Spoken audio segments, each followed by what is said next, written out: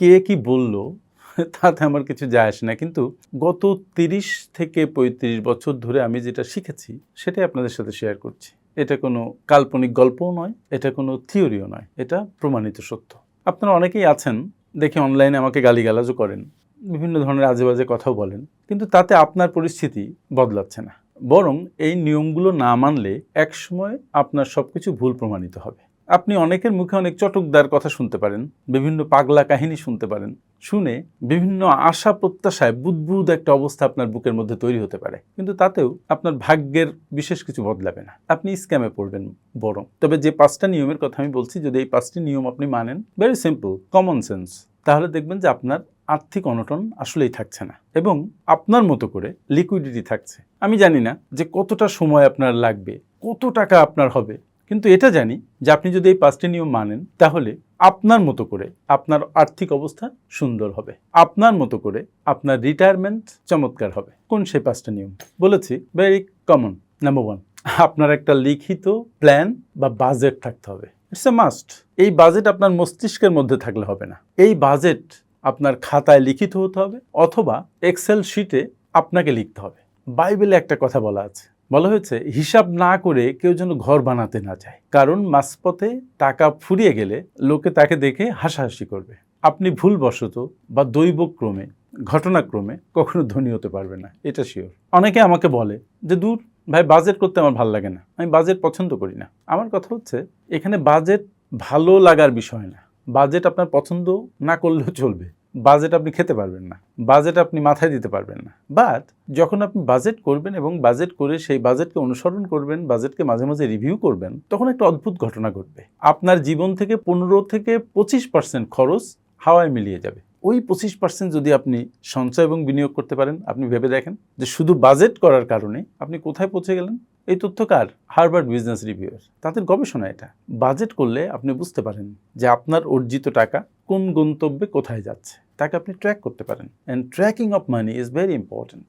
2 নম্বর নিয়ম, আপনাকে ঋণ থেকে বের হয়ে আসতে হবে। সবচেয়ে বড় কথা, আপনার ক্রেডিট কার্ডের ঋণ থেকে বেরোতে হবে। ভেরি হাই ইন্টারেস্ট বেয়ারিং ঋণ এটা। তবে ঋণের আবার প্রকারভেদ আছে, ভালো ঋণ, মন্দ ঋণ।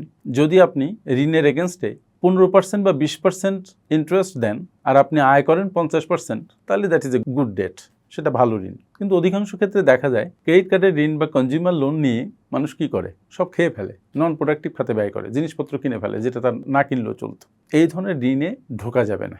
এবং আমি একটা কথা বারবার বলি, ঋণমুক্ত জীবন হচ্ছে প্রজাপতির জীবন। সেই প্রজাপতির জীবনে যদি আপনি ঢুকতে চান, জীবনে যদি পথ করে ডানা মেলে উঠতে চান, তাহলে ঋণ থেকে আপনার বের হয়ে আসতে হবে। যাদের ঋণ আছে অনেকগুলো, তারা এক এক করে দৃঢ় সংকল্পের সাথে ঋণ থেকে বের হয়ে আসুন। যারা ঋণ করবেন ভাবছেন, ভেবে নিন সেটা মন্দ ঋণ নাকি ভালো ঋণ। ভালো ঋণ হলে করুন, মন্দ ঋণ হলে যত কষ্ট হোক ধারে কাছে যাবেন না, কারণ আপনি ফিনান্সিয়াল সেফটি চান, ফিনান্সিয়াল লিবার্টি চান, আপনি চান ওয়েলদি হতে। সত্যি কথা বলতে কি, লোন নিয়ে দামি ফার্নিচার কেনা, ব্র্যান্ডেড ঘড়ি কেনা, দামি শার্ট কেনা, অযথা 5 স্টারে যে কফি খাওয়া, no, you don't need that. আপনি সেটা অ্যাফোর্ড করতে পারছেন না, পারবেন না, তাই লোন থেকে বের হয়ে আসুন। এই যে বিষয়গুলো বললাম, এগুলো আপনাকে ঋণের আবর্তে ডুবিয়ে রাখে। আপনি মনে করছেন যে যারা খুব ব্র্যান্ডেড শার্ট, প্যান্ট, জুতা, ঘড়ি পরছে তারা খুব ধনী মানুষ, নো, তারা খুব ঋণী মানুষ। তারা না হলেও তার বাবা মা ঋণী, চিন্তা করে দেখেন। নিয়ম নাম্বার 3, আপনার যা আয় তার থেকে আপনি কম খরচ করুন। আপনার আয়ের লিমিট আপনি অতিক্রম করবেন না। আপনার যদি 100 টাকা আয় হয়, চেষ্টা করুন 70 টাকার মধ্যে চলতে, তা নাহলে 80 টাকার মধ্যে চলতে, তা নাহলে 85 টাকার মধ্যে চলতে, কিন্তু কখনো 110 টাকার মধ্যে নয়। এই যে 10, 15, 20 বা 25, 30 যে % থাকে, এটা সেভ করুন, এটা বিনিয়োগ করুন। যদি ইমার্জেন্সি ফান্ড না থাকে, এটা দিয়ে ইমার্জেন্সি ফান্ড গঠন করুন এবং সঞ্চয়টা আগে করুন, খরচ পরে করুন। আমরা আগে খরচ করে পরে সঞ্চয় করি, নো। তাহলে আমি বললাম কি, আপনি আপনার লিমিট অতিক্রম করবেন না, আপনি আপনার আয়ের অনেক নিচে চলবেন, আয়ের উপরে নয়। যারা আয়ের উপরে চলে তারা ঋণগ্রস্ত হয় অথবা তারা তাদের সঞ্চয় ভেঙে খায়। আপনার যদি লাইফস্টাইল বাড়াতে ইচ্ছে করে, আপনি নিজের আয় বাড়ান। আয় বাড়ানোর আগে নিজের দক্ষতা বাড়ান, নিজের উপরে কাজ করুন। অন্য চাকরি খুঁজুন, অন্য কাজ খুঁজুন যেটাতে আপনার বেশি আয় হয়। এখন বেশি আয় হলো আপনার লাইফস্টাইল বাড়লো বটে, কিন্তু সেভিংসটা যেন বাদ না যায়, বিনিয়োগটা যেন বাদ না যায়। আমরা সামনে বেতন বাড়বে এই ভেবেই এখনই বাসা চেঞ্জ করে ফেলি, গাড়ির মডেল চেঞ্জ করে ফেলি। কি দুঃখজনক ব্যাপার। No, it is not suggested. আপনি আপনার আয়ের মধ্যে চলবেন এবং আয় বাড়লেই লাইফস্টাইল ইনফ্লেশন বাড়াবেন না, বরং সঞ্চয় এবং বিনিয়োগের পরিমাণ বাড়াবেন। আর যদি আয় বৃদ্ধির সাথে সাথে লাইফস্টাইল ইনফ্লেশন আপনার বাড়াতেই হয়, তাহলে যেন আয় বৃদ্ধিটা যে হারে হয়েছে লাইফস্টাইলের খরচের বৃদ্ধিটা তার চেয়ে একটু কম হারে হয়, তাহলে আপনার সঞ্চয় এবং বিনিয়োগটা একটু বাড়বে। ফিনান্সিয়াল লিবার্টি কোনো কাকতালীয় ঘটনা নয় যে হঠাৎ ঘটে যাবে, তাই আপনি আপনার বিলো দ্য মিনস চলবেন।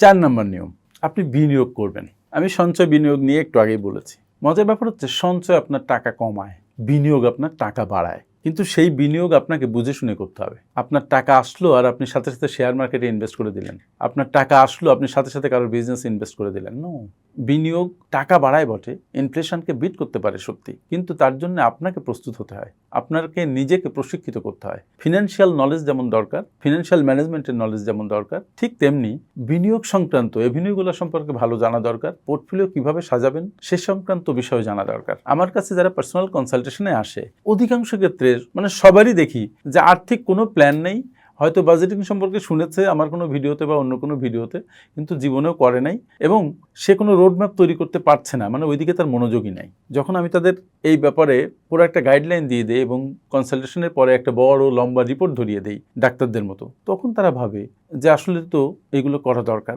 আমরা সবাই মনে করি এগুলো করা দরকার, কিন্তু করি না। কিন্তু আপনার ফিনান্সিয়াল সেফটি, সিকিউরিটি, লিবার্টি এর জন্য আপনাকে এগুলো করতে হবে, আপনার হয়ে অন্য কেউ এটা করে দিবে না। আর বিনিয়োগ আপনাকে শিখতে হবে, কিভাবে শেয়ার মার্কেটে বিনিয়োগ করতে হয়, কিভাবে এসআইপিতে বিনিয়োগ করতে হয়, কাদের সাথে বিনিয়োগ করতে হয়, জমিতে কেমনে বিনিয়োগ করে, গোল্ড কেনা উচিত কিনা, নাকি সিলভার কিনবো, নাকি ক্রিপ্টোতে ইনভেস্ট করবো যেটা আমাদের দেশে এখনো বৈধ নয়। আবার কেউ ফরেক্সে ট্রেড করে, যেটাও আমরা এখান থেকে লিগালি করতে পারি না। আবার কেউ বলছে যে আগামী সামনের দিনের ধান কিনে রাখবো। যাই হোক, যে যাই করুন না কেন সে সম্পর্কে ভালো বুঝে শুনে, মানে সেই উইজডম, সেই নলেজ যদি আপনার থাকে তখনই আপনি সেটা ভালোভাবে করতে পারবেন। এই জন্য বিনিয়োগ আপনাকে শিখতে হবে। আর সঞ্চয় বলছিলাম টাকা কমিয়ে দেয়, কারণ সঞ্চয় করলে সেভিংস অ্যাকাউন্টে, কারেন্ট অ্যাকাউন্টে টাকা রাখলে যে রেটটা আপনি পান which is far below than the rate of inflation. এই জন্য টাকার পরিমাণ কমে না, কিন্তু পারচেজিং পাওয়ারের টার্মসে টাকা সময়ের সাথে সাথে কমে যায়। সেভিংসে রাখলে ইনফ্লেশন বিট হয় না, তাই বিনিয়োগ আপনাকে করতে হবে। আর 5 নম্বর নিয়ম কি? 5 নম্বর নিয়ম হচ্ছে আপনি দান করুন, ডোনেট করুন। আপনার আয়ের একটা অংশ প্রতি মাসে আপনি ডোনেট করুন। দেখুন, আপনার যখন কোনো ঋণ থাকবে না, আপনার যখন সঞ্চয় বিনিয়োগ হতে থাকবে, আপনার যখন আয় বাড়তে থাকবে, তখন আপনার মানসিক প্রেশারও কম থাকবে এবং তখন আপনি চাইলে যাদের প্রকৃতভাবে দরকার তাদেরকে হেল্প করতে পারেন থ্রু ডোনেশন। 2 টাকা 5 টাকা দিয়ে হয়তো খুব বেশি লাভ হয় না, কিন্তু আপনার ডোনেশনের টাকাটা একসাথে করে কাউকে যদি উঠে দাঁড়াতে হেল্প করেন তাহলে একটা পরিবার বেঁচে দেয়। আমাদের ধর্মেও আছে যে মানুষকে দান করতে হবে, ইভেন যখন আপনার অবস্থা খুব খারাপ তখনও দান করতে হবে, তখন আপনি অল্প করবেন। আমি একটা গল্প বলি। 1930s ডিপ্রেশনের সময় এক ভদ্রলোক একটা দোকান চালাতেন। সেই দোকানে মালামাল ছিল অল্প, বিক্রিও কম হতো, তার আশেপাশে আরও অনেক বড় বড় দোকান ছিল। এই ভদ্রলোক টোটাল যে সেল করতো বা টোটাল যে টাকা তার কাছে আসতো তার 10% দান করতো। তার ওয়াইফ তাকে বলতো তুমি খেতে পারছো না, কিন্তু দান করছো কীভাবে, কিন্তু উনি সেটা শুনতেন না, উনি সেটাই করতেন। 30s ডিপ্রেশন শেষ হয়ে যাওয়ার পরে দেখা গেল যে ওই ভদ্রলোকের দোকান টিকে ছিল, কিন্তু তার চেয়ে অনেক বড় বড় সম্পদশালী লোকেরা বিলীন হয়ে গিয়েছিল, তারা টিকতে পারেনি। দানের মাহাত্ম্য এরকম। দান আপনাকে টেকার থেকে গিভারে রূপান্তরিত করে এবং আপনার মনকে আর এক ওয়েভলেন্থে নিয়ে যায়। আপনার নেটওয়ার্কিং বাড়ে, আপনার সম্পর্কে সমাজে একটা পজিটিভ ভাইব্রেশন তৈরি হয়, যেটা হেল্প করে টু অ্যাট্রাক্ট মোর মানি, টু অ্যাট্রাক্ট মোর পিপল। এই জন্য 5 নম্বর নিয়ম হচ্ছে যে প্লিজ ডোনেট। কাদের? যাদের এটা দরকার, সবাইকে না। আলটিমেটলি জীবন সহজ করার জন্য যে শুধু প্রার্থনা করবেন তা কিন্তু নয়, কাজ করতে হবে। শুধু দুহাত তুলে আল্লাহর কাছে প্রার্থনা করলেই আপনার অর্থ আসবে না, কিন্তু যখন আপনি কাজ করবেন, শ্বাসে প্রার্থনা মিশাবেন, আমি যে নিয়মগুলোর কথা বললাম এই নিয়মগুলো যখন পালন করবেন, সাথে যখন প্রার্থনা করবেন, তখন এটা অন্যরকমের একটা দ্যুতি তৈরি করবে। তখন দেখবেন যে আল্লাহ সহায়তা করছেন। আল্লাহ কিন্তু নিষ্কর্মাদের দলে নয়, আল্লাহ যারা কর্ম করতে চায় তাদের দলে। অলসদেরকে আল্লাহ পছন্দ করেন না। সো আপনি নিজের উপরে বিশ্বাস রাখুন, এই 5টা নিয়ম পালন করুন, দেখবেন যে আপনার লিকুইডিটি ক্রাইসিস হচ্ছে না। আর কেউ যদি থাকেন যে এই 5টা নিয়ম পালন করেন কিন্তু তারপর লিকুইডিটি ক্রাইসিস আছে, কমেন্ট করুন, তার সাথে আমি ব্যক্তিগতভাবে কথা বলবো। আমার সাথে এতক্ষণ থাকার জন্য অনেক অনেক ধন্যবাদ। আসসালামু আলাইকুম।